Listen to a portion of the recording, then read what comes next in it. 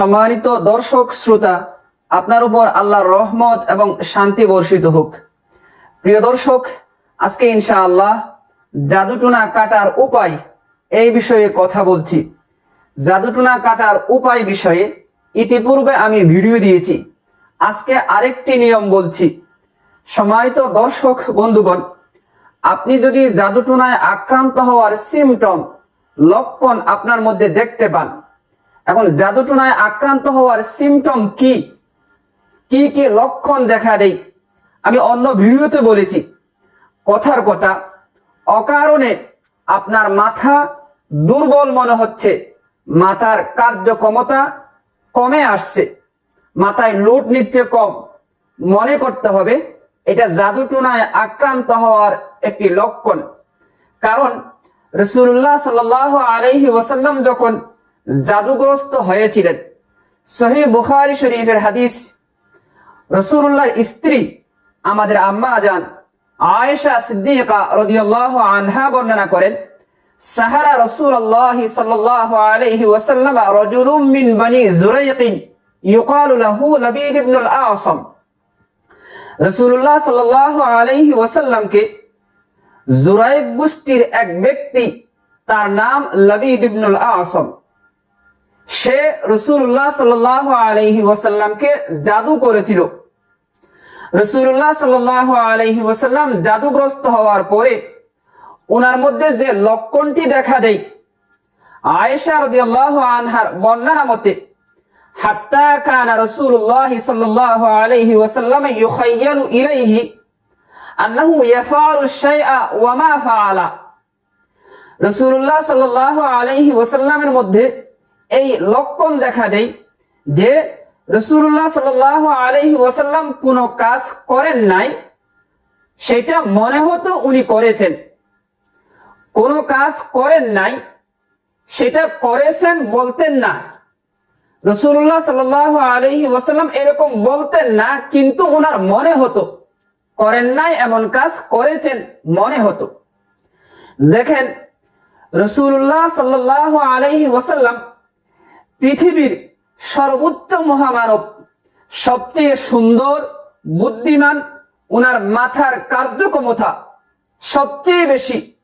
রাসূলুল্লাহ সাল্লাল্লাহু আলাইহি ওয়াসাল্লাম একাই রাষ্ট্রপ্রধান, প্রধান সেনাপতি, প্রধান বিচারপতির সবগুলো দায়িত্ব একাই পালন করেছেন, কোনো মন্ত্রী ছিলেন না ওনার।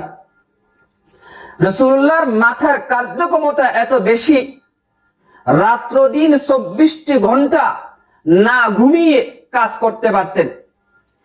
এত বেশি মাথার কার্যক্ষমতা সম্পন্ন ব্যক্তি জাদুগ্রস্ত হওয়ার পরে যদি ওনার মধ্যে এই লক্ষণ দেখা দেয়, আমরা সাধারণ মানুষ জাদুটোনায় আক্রান্ত হলে তো আমাদের মাথা কি 16 আনা কাজ করবে? মাথা দুর্বল মারবে, কার্যক্ষমতা হ্রাস পাবে, কমে আসবে। এছাড়া সাধারণত যেটা দেখা যায়, জাদুগ্রস্ত ব্যক্তি অকারণে হঠাৎ দুর্বল হয়ে আসে, এটা জাদুটোনায় আক্রান্ত হওয়ার একটা লক্ষণ। বহু ওষুধ খাচ্ছেন, পরীক্ষা করছেন, টেস্ট করছেন, ডাক্তাররা রোগ ধরতে পারে না।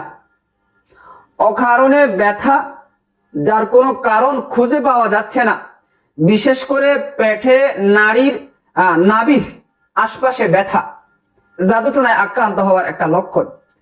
যাই হোক, যদি আপনি জাদুটোনায় আক্রান্ত হয়েছেন এমনটি আশঙ্কা করেন, তো আপনি জাদুটোনা থেকে মুক্তি হওয়ার জন্য একটা আমল বলছি। এই আমল সূরাতুল ফাতিহার মাধ্যমে করতে হবে। সূরা ফাতিহা যদিও সবার জানা, সহজ সংক্ষিপ্ত সূরা, তবে অসাধারণ।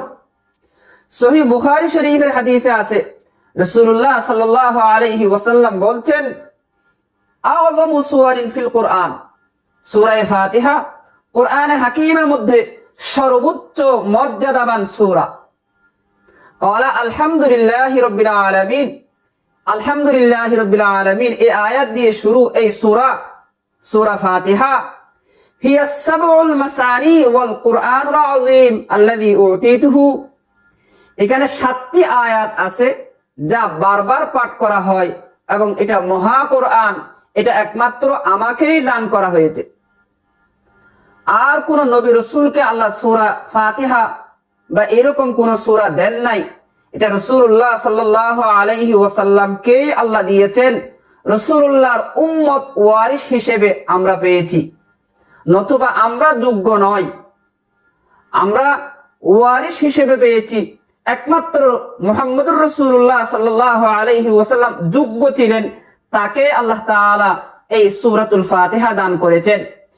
এই সূরা ফাতিহার মধ্যে এটা আস-সাবউল মাসানি, এই কথাটা কোরআনে হাকিমের সূরাতুল হিজরও আছে। আল্লাহ বলেন ওয়ালাকাদ আতাইনাকা সাবআম মিনাল মাসানি ওয়াল কুরআনুল আযীম, আমি আল্লাহ আপনাকে দান করেছি সাবআ মাসানি, মানে 7টি আয়াত যা বারবার পাঠ করা হয়। সূরা ফাতিহা প্রতি ওয়াক্ত নামাজে প্রতি রাকাতে পড়তে হয়। যে রাকাতে সূরা ফাতিহার সাথে অন্য সূরা মিলাতে হয় সেটাতে যেমন পড়তে হয়, আবার নামাজের যে রাকাতে সূরা ফাতিহার সাথে অন্য সূরা মিলাতে হয় না, যেমন 4 রাকাত ফরজে প্রথম 2 রাকাতে সূরা ফাতিহা পড়তে হয়, আরেকটি সূরা পড়তে হয়। শেষের 2 রাকাতে আরেকটি সূরা পড়তে হয় না, শুধু সূরা ফাতিহা পড়তে হয়। সুতরাং অন্য সূরা পড়া হোক আর নাই হোক, প্রতি রাকাতে সূরা ফাতিহা অবশ্যই পড়তে হয়। এটা শুধু সূরা নামাজে পড়ি তা না, এটা আমরা এমনিতেও পড়ি। এটার অসাধারণ ফজিলত, এটা চিকিৎসা কাজেও ব্যবহার করি। জাদুটোনায় আক্রান্ত হলে জাদুটোনা থেকে বাঁচার জন্য বা কালো জাদু থেকে মুক্তির জন্য সূরাতুল ফাতিহা বিসমিল্লাহ সহ প্রথমবার তো আউযু বিল্লাহ পড়বেন, এরপরে বিসমিল্লাহ সহ সূরা ফাতিহা 70 বার পাঠ করে নিজেকে ফুঁক দিবেন, দম করবেন এইভাবে। এরপর 1 গ্লাস পানিতে বা 1 জগ পানিতে ফুঁক দিবেন। ওই পানি কিছু পান করবেন, আর কিছু পানি গোসলের পানিতে মিশিয়ে গোসল করে নেবেন। 3টা কাজ হয়ে গেল। শরীরে ফুঁক দিলেন, গায়ে বাতাস লাগলো, পানিতে ফুঁক দিয়ে কিছু পানি পান করলেন, সে পানি আপনার ভেতরে চলে গেল। আর কিছু পানি গোসলের পানিতে মিশিয়ে গোসলও করে নিলেন, বাস পুরো শরীর ধুয়ে ফ্রেশ হয়ে গেল। এই আমলটি করুন আর আমার জন্য দোয়া করবেন। আসসালামু আলাইকুম ওয়া রাহমাতুল্লাহি ওয়া বারাকাতুহু।